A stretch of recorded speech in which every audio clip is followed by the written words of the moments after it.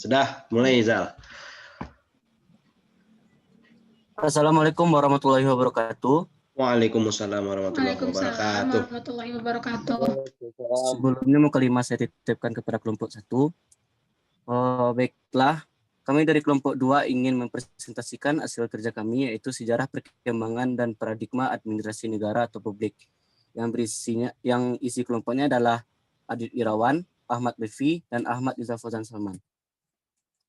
Sejarah dan perkembangan negara atau publik akan dibacakan kepada Adit. Pada Adit kita persilakan. Sejarah dan perkembangan negara publik. Sejarah ilmu administrasi negara lahir sejak Woodrow Wilson 1887 yang kemudian menjadi Presiden Amerika Serikat pada tahun 1913 sampai 1921. Menulis sebuah artikel yang berjudul The Study of Administration yang dimuat di jurnal Political Science Quarterly.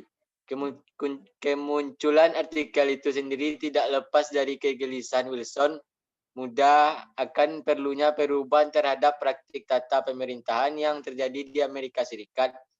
Pada waktu itu yang ditandai dengan meluasnya praktik spoil system atau sistem perkoncoan yang menjurus pada terjadinya inefektivitas dan inefisiensi dalam pengelolaan negara. Studi ilmu politik yang berkembang pada saat itu ternyata tidak mampu memecahkan persoalan tersebut karena memang fokus kajian ilmu politik bukan pada bagaimana mengelola pemerintah dengan efektif dan efisien, melainkan lebih pada urusan tentang sebuah konstitusi dan bagaimana keputusan-keputusan politik dirumuskan.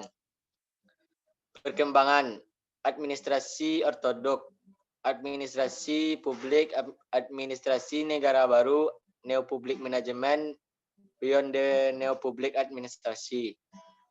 Refounding public administration. Sebelum babak administrasi ortodok, telah dikenal adanya praktek-praktek administrasi yang lebih dikenal sebagai seni seperti pada masa peradaban Mesopotamia dan Babilonia, Mesir dan Cina, serta Yunani Romawi.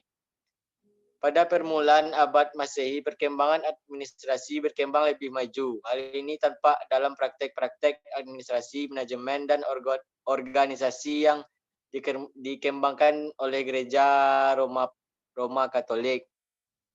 Niccolo Machiavelli merupakan orang yang memberikan kontribusi secara individual yang sangat besar terhadap pemikiran administrasi dan manajemen dengan membuat analisis sistematis tentang Prince Job dalam bukunya The Prince dan The Discourse. Administrasi sebagai seni semakin berkembang di Eropa dengan menekankan bahwa perekonomian suatu negara akan bisa kuat apabila kegiatan administrasi dan manajemen dilaksanakan dengan baik.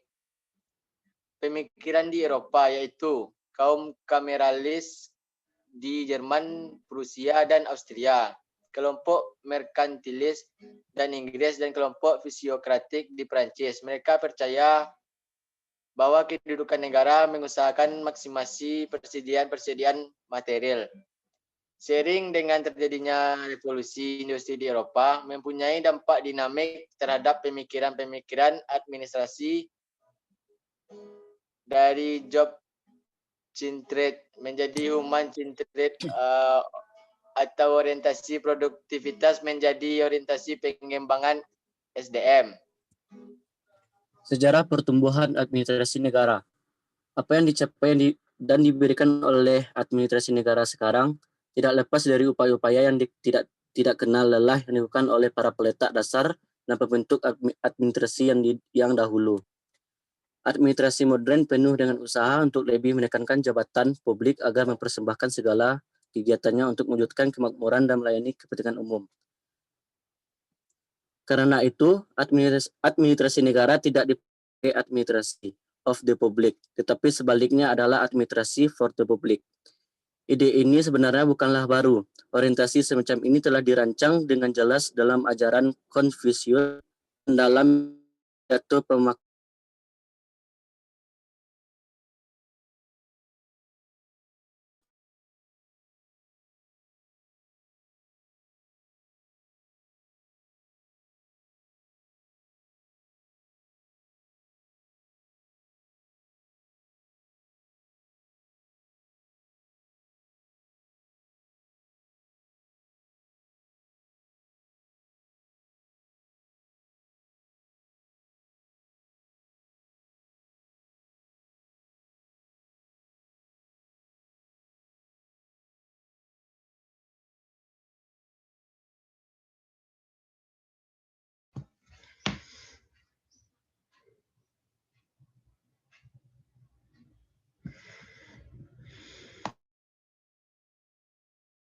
melakukan kegiatan demi kepentingan umum dan selalu mengembangkan kemakmuran rakyat.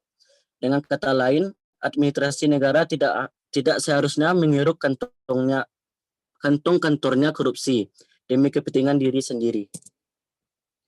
Pendekatan administrasi negara atau publik. Perkembangan evolusioner administrasi negara diuraikan melalui pendekatan tradisional, pendekatan perilaku, pendekatan pembuatan keputusan atau decisional, dan pendekatan ekologis. Secara khusus, pendekatan tradisional mengungkapkan tentang pengaruh ilmu politik. Sebagai induk administrasi negara, pendekatan rasional dalam administrasi dan pengaruh gerakan manajemen ilmiah terhadap perkembangan administrasi negara. Di antara 4 pendekatan yang diajukan, tidak ada satupun pendekatan yang lebih unggul daripada pendekatan-pendekatan yang lain, karena setiap pendekatan berjaya pada suatu masa. Di samping kesadaran bahwa setiap pendekatan punya kelebihan dan kekurangan, karena administrasi mengandung berbagai macam disiplin, sehingga cara pendekatan dan metodologi dalam administrasi juga beraneka ragam. Maka administrasi negara merupakan bidang kajian dan dinamis. Selanjutnya, sukar untuk secara khusus menerapkan satu-satunya pendekatan terbaik terhadap aspek administrasi tertentu. Kiranya lebih bermanfaat untuk menggunakan keempat cara pendekatan tersebut sesuai dengan aksentuasi dari suatu gejala yang diamat.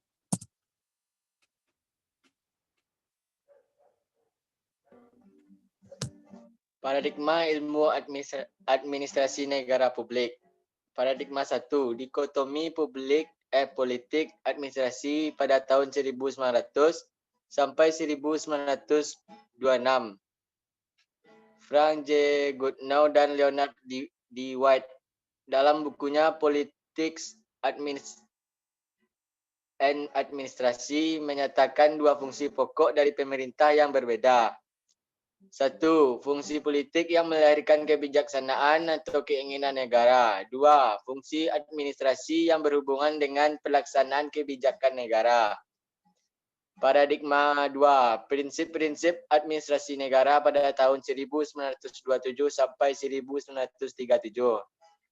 Diawali dengan terbitnya Principles of Public Administration karya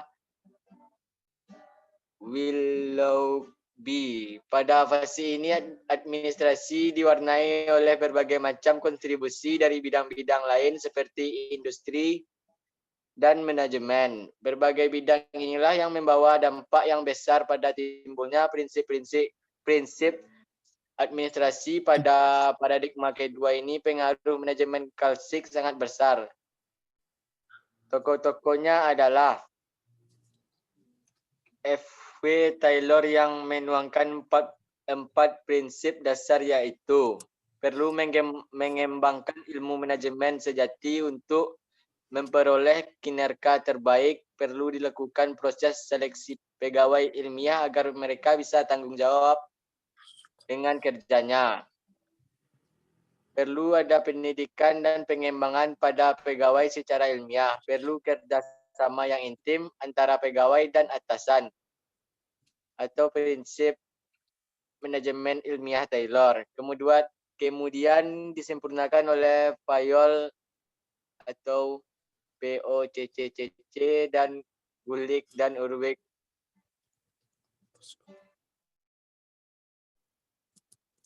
Paradigma ketiga, administrasi negara sebagai ilmu politik pada tahun 1950 sampai 1970.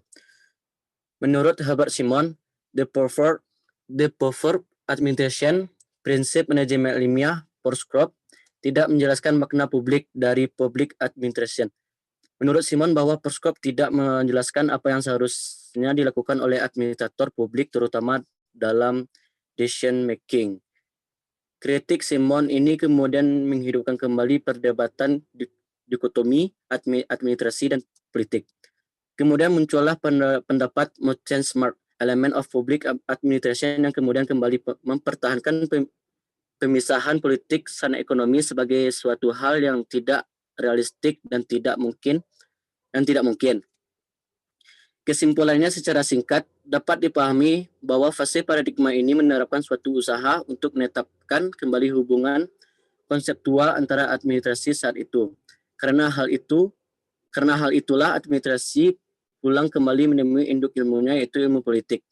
Akibatnya terjadilah perubahan dan pembaruan lokusnya, yakni birokrasi pemerintahan, akan tetapi konsekuensi dari usaha ini adalah keharusan untuk merumuskan bidang ini dalam hubungan dengan fokus keahlian yang esensial. Terdapat perkembangan baru yang dicatat pada fase ini, yaitu timbulnya studi perbandingan dan pembangunan administrasi sebagai bagian dari administrasi negara. Paradigma 4. Administrasi negara sebagai administrasi pada tahun 1956 sampai 1970. Istilah administrative science digunakan dalam paradigma 4 ini untuk menunjukkan isi dan fokus pembicaraan. Sebagai suatu paradigma, pada fase ini ilmu administrasi hanya menekankan pada fokus tetapi tidak pada lokusnya. Ia menawarkan teknik-teknik yang memerlukan keahlian dan spesialisasi. Perkembangan paradigma keempat ini bukannya tanpa hambatan. Banyak persoalan yang harus dijawab, seperti misalnya adalah apakah jika fokus tunggal telah dipilih oleh administrasi negara, yakni ilmu administrasi, apakah ia berhak bicara tentang publik atau negara dalam administrasi tersebut, dan banyak persoalan lainnya. Paradigma 5. Administrasi negara sebagai administrasi negara pada tahun 1970. Pemikiran Herbert Simon tentang perlunya dua aspek yang perlu dikembangkan dalam disiplin AN, yaitu yang pertama, ahli AN meminati perkembangan suatu ilmu administrasi negara yang murni. 2. Kalau satu kelompok yang lebih besar